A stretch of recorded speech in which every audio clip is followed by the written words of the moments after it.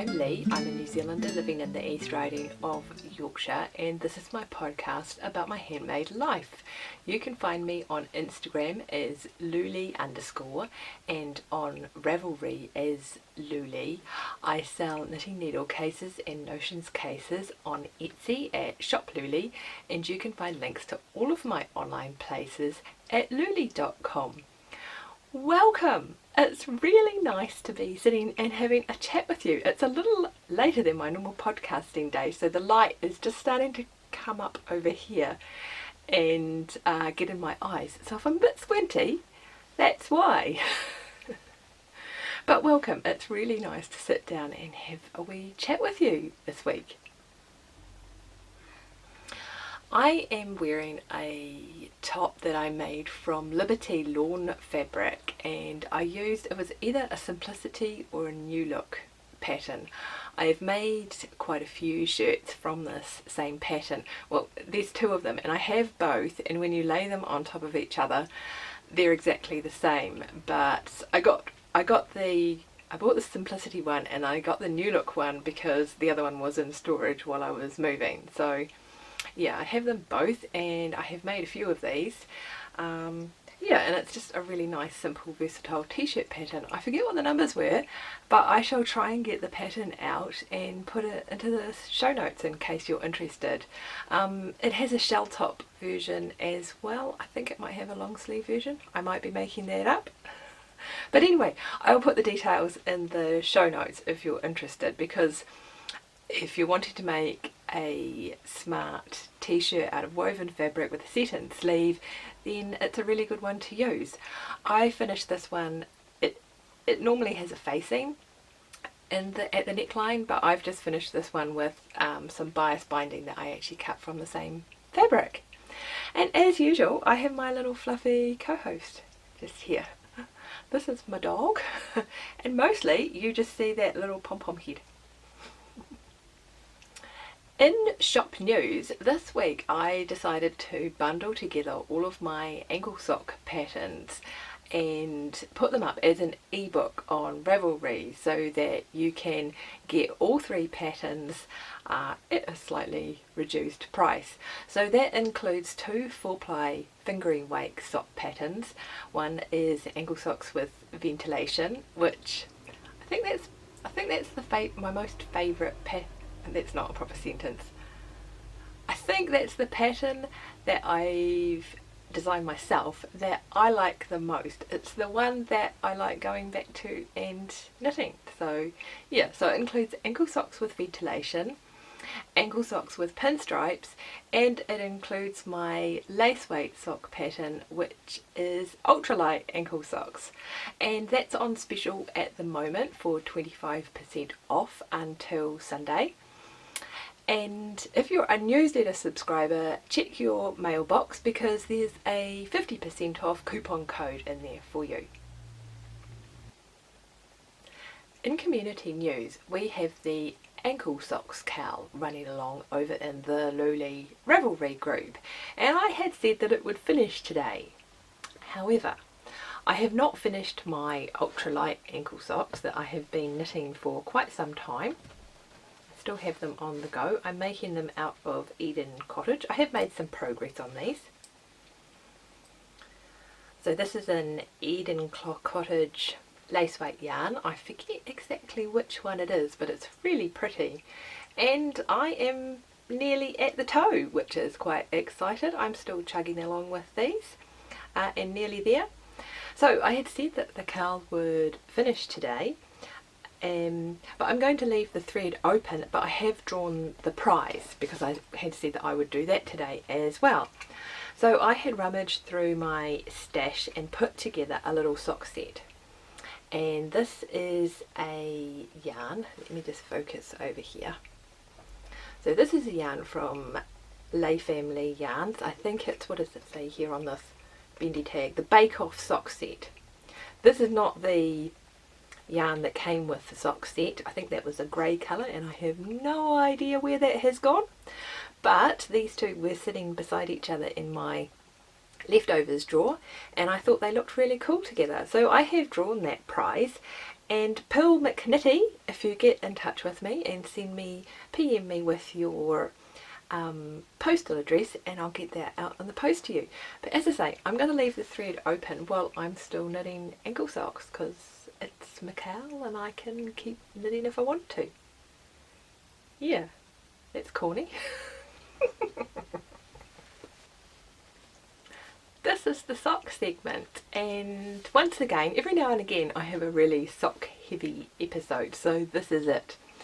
I do have some sewing to talk about as well, but this is the sock segment. I have been knitting away on one of my Afterthought Everything sock tubes. So this is from a sock blank that I was gifted from Terry from a Fine Fish Yarns, and I have basically just knitted the whole sock blank into a 64 stitch circumference sock tube. Yeah, and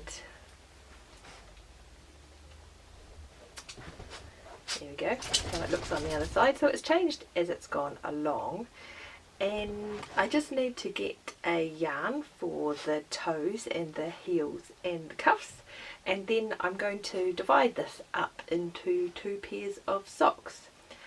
And basically I just keep this sock tube handy to knit on when I'm at the cinema, or if I'm talking to friends, or I'm just somewhere where I don't want to concentrate on my knitting at all. So they take me quite a long time to get through, but I quite like that I've used up the whole sock blank, and I will divide it up into Afterthought Everything socks and then pop them into my gifting basket. So yeah. So I'm going to rummage through my drawer, and I bought another. I think I started this sock blank for the Edinburgh Yarn Festival. I bought another really exciting sock blank too while I was there, but I do have a sock blank that I got from Martin's Lab in my stash as well. So I'm just hemming and hawing about which one I will cast on. I like a sock blank for these tubes, and I like them to be really random so that you don't know what's coming next. I've knitted one of these tubes with self-striping yarn, and actually I'm tempted to do that. I've got some really nice self-striping yarns in my stash, but the problem is that it gets a little bit repetitive, because you know what, after a while you know what's coming and it's not a surprise. But with a sock blank, yeah, it's like anything could pop out of your bag. I think there is a self-striping yarn that I would like to knit up before Christmas, and it's a special one as well, so I might cast that on next for a sock tube. But before I do that, I want to divide this up into socks. The second pair of socks that I've been working on are these ones, and I've shown these to you before. I was writing up the pattern for my Advent socks, and I had it all written up, and I'd knitted this first sock and I sent it off out for test knitting, and I realised that there were so many variables with the stripe width and the socks, so that as soon as somebody slightly tweaked the toe or the heel, the stripes were suddenly out of sync. And all it takes is to have one superfluous row in your stripe, and the socks can be, the foot of the sock can end up being a centimetre or more longer. So I've decided to put my Advent sock pattern on the back burner and just enjoy knitting these for fun. I'm using this sort of dark wheat colour is from Eden Cottage, and I forget what the name of the base or the colour is, but anyway I think it might be Bowland. I've probably got the label in here, stand by. Here we go. No, Temple 4-ply, and the colourway is Hedgerow. So it's just a quite a hard wearing merino, not merino, just wool nylon yarn base. And I also, these stripes are from a lovely set of mini skeins that I got from Louleigh Family Yarns. So that's really fun. I have finished sock number 1 here, and I am on my way with sock number 2. This is the sewing segment, and since I spoke to you last time, I have finished my A-frame skirt. This is a pattern that I have made before. This isn't going to work very easily. Oh, you can't really see it. I was going to say that it's been raining. It has been raining all morning, and so I didn't think I was going to be able to take a photograph. But the sun has just come out and things are drying off a bit, so I might actually just pop the skirt on and put a picture of it here for you. So this is the second time that I have made the A-frame skirt. Ta-da! And I made it out of the cotton twill, the same cotton twill that I use to make my cases. And then I lined the pockets with a piece of the bees fabric that I've also used to make cases. I thought that looked really nice in there. And then I've just used a dome on the back rather than a button or a hook and eye or anything like that. It's really easy to install those. And I have all the plier-y things that you use to install them as well. I did something different this time with the A-frame skirt, and I decided to overlock all of the pieces before I sewed them together.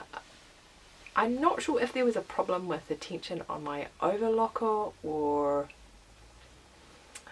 something like that, or if it was because the pieces are actually curved, but they all kind of, maybe it was a tension issue because all of the overlocked edges kind of drew in a bit, and I think that might have actually affected my seams when I sewed it together.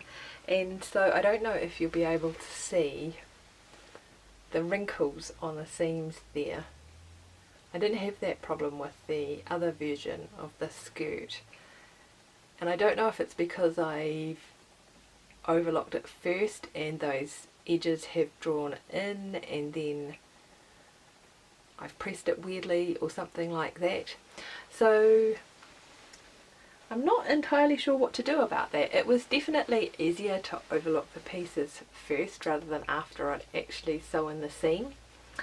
I think at this point in my overlocking life I could do with a really good online course, just so that I sort of understand how it works and what I can do with it a little bit better.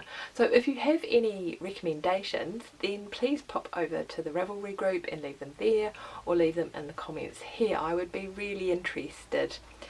As I say, I've had my overlocker for a while. I kind of have a love-hate relationship with it. And I think maybe I just need to up my skill level with that machine. I guess I've been using a sewing machine since I was a wee girl, and so that's just second nature to me, and so I kind of forget that new machines have a learning curve that go with them. So if you have any suggestions, please leave them for me. I also wanted to have a chat with you today about my Scrappy Quilt. So I have shown this on the podcast before, and I am no further along with it. So you're probably sitting there going, well, why are you talking to us about this again? But this is another one I think where I could do with a little bit of help and advice.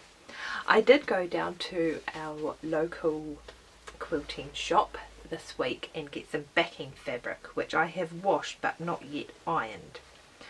So oops, I folded it inside out. Stand by.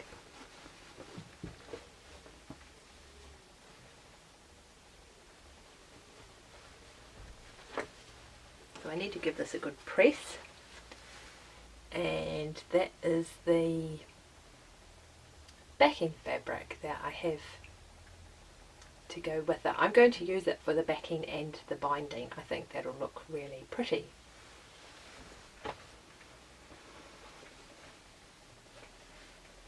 I thought too that because this quilt is quite small, that I would hand quilt it. I thought that might be quite fun. And I discovered that my local library, I'm still just folding everything up while I'm chatting to you, that my local library had this book. So I thought I might use some of the ideas from this book when I did the quilting pattern. But I'm not quite sure how to go about it. I know how to mark the pattern onto the quilt because that's all outlined in here. But for my quilt I want to use a thicker batting or wadding, so a lightweight. I'll either use, I've got leftovers of a wool wadding, or I've also used one that is made out of plastic, recycled plastic bottles. And so the quilt is going to be a little thicker than traditional sashiko. The textiles I've seen in person where people have used sashiko on them have been made from layers of woven fabric, so that the warmth is actually trapped in air between the woven fabric, not a sort of thicker wadding. And so I'm wondering if I need to use a different technique to actually do the stitching than the one described in this book. I'm also wondering if I need to use a hoop, which is not something that I've got. I could probably borrow one. But anyway, so if you are a quilter and you do hand quilting, I would love to hear from you and how you would suggest I go forward. Do I need a hoop? Should I use a similar technique to the one shown in here? Or is there a different technique I should use? It would be really good to hear from you and see what you suggest that I do. I was also having a discussion with a friend of mine about the words wadding and batting. I'd always just thought that here in England we called batting wadding, and in the US you called wadding batting. And it was the same stuff that came in different thicknesses and different densities. However, my friend thought that wadding and batting were actually two different things, that wadding was a thicker and denser sort of a textile, while batting was much more loose and lightweight. So if you know anything about wadding and batting, I'd love to hear what you think. Is it just like tomato, or... Yeah, so quilters out there, feedback please, either in the comments or pop over to the Ravelry group and say hi. If you follow me on Instagram, you'll also see that I have started another quilt, but that is just in the beginning stages, so I think I'll save that to next week to talk to you about. But I thought it would be interesting, maybe? You can tell me if it's interesting or not, to talk about what I'm doing with scraps. So I have lots of scraps because I'm always cutting out fabric. I try to have as little leftovers from the things that I make from my shop as possible, but obviously there are leftovers. And so a while ago I had decided to cut down my leftovers into either 5-inch squares like this. So I have lots of different ones there. You might recognise something that you've got a case or a bag in. Yep, I think there's Christmas ones from last year and narwhals and all sorts of stuff. So if the piece is big enough, I cut it down into a 5-inch square, because that seems to be a pretty standard sort of size for making different types of charm pack quilts, and I keep it in a file box. So I just have this file box like this, and while I'm holding it up like this, all of my jelly roll pieces are probably busy falling over. Yeah, so I can just keep this on my bookshelf. So I have these strips. If I have the whole width of the fabric left over, so from salvage to salvage, I'll cut it into a 2.5 inch strip. So I'm essentially making a very random sort of jelly roll here. Actually, that's one of the new fabrics that I've just cut out just there with the birds on, and there are different ones that you've probably seen in my shop before in there as well. So that's what I've been doing with those. But then when I started making quilts, I realised that sometimes the bits that you need are not those standard sizes. So more recently, just put this down, more recently I have just been jamming all of my scraps into this bag. This is not the only bag. I have, just looking down here at the bags, I have about 3 of these bags now. With the idea that when I came to make a quilt, I would go through it and pull out bits that I needed. And that's just not happening. I think I really want to go back to the point where I'm cutting the scraps up into pre-cuts. Partly because they take up less space in my house when I do that, and partly because they look more exciting to me, whereas a bunch of creased up fabric shoved in bags is not exciting to me. But I still had a lot of smaller pieces left over, so I have started cutting them down. I've got them in this little plastic box. This is really just the beginning, because I just spend 5 minutes every now and again doing this, you know, just when I need a little sort of a, I don't know, a break from doing other stuff. And so yeah, I've just been cutting them down into 2.5 inch squares. And I've decided, for me, I haven't thought about what I'm going to do with any of this. I'm just going to keep doing it until I have a large enough stock of them to see if there's a colour palette that I like, or something else. Who knows? But I think that the pre-cuts definitely are just more exciting and more inspiring to me.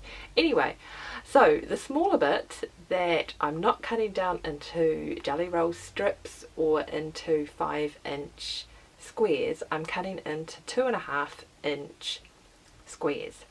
And I've decided that anything smaller than that is actually just waste to me, and I don't need to keep it. And I know there are probably quilters out there saying, but Lee, a 1.5 inch square is like masses of fabric. And I just think for my sanity, that's what I've decided to keep. So I am saving all those bits because I know that someone else will want them or find a use for them. But I feel like if I'm cutting if I can use this size, then that's a pretty small piece of fabric to have not wasted. And one day I shall have a massive stash and I can decide how I want to sew them all together and do something fun with them. And I'm quite enjoying just the process of seeing the fabrics again and cutting them up. I'm not fussy well, sometimes I'm fussy cutting them, which is when you actually decide that there's a print element that you want to keep in the middle of the square, and sometimes I'm not. So that is how I'm managing my scraps right now, and as much as I don't have any plans to make anything with them, it's just nice to have to be able to see them all organised and be excited about the fabric. Again, I'm definitely more excited about that than I am about those huge bags that I'm looking at under my table right now. So that's all from me for today. I think the last time I spoke to you, I said that my focus was going to be to trace 3 patterns and to finish some stuff, and I suppose I did finish my A-frame skirt and I traced 2 of the patterns. I was round at a friend's place, and so I took the simplest 2 and I laid them out on her big dining room table and was able to trace them off quite quickly. So I'm not sure what my sewing focus will be for this week. I would like to get on with the Scrappy Quilt that I showed you, but I'm waiting for a circular stencil template to arrive, so that might not happen before I see you next time. And I have these 2 patterns that I might sew on, or I might just spend some time on the other quilt that I'm working on. So on that front I haven't decided what my focus is going to be. However, I am going to keep working on my ultralight socks and on my not advent socks, they're just stripy socks now, aren't they? So I'd like to get at least 1 pair of socks done before I talk to you next time. Whether or not that happens is a whole other kettle of fish. But anyway, it's been really lovely to sit down and have a chat with you. I hope you'll come and join us in the Louleigh Ravelry group. It would be great to see you there. If you enjoyed yourself, please give me a thumbs up and subscribe below. And I shall see you next time. Cheerio.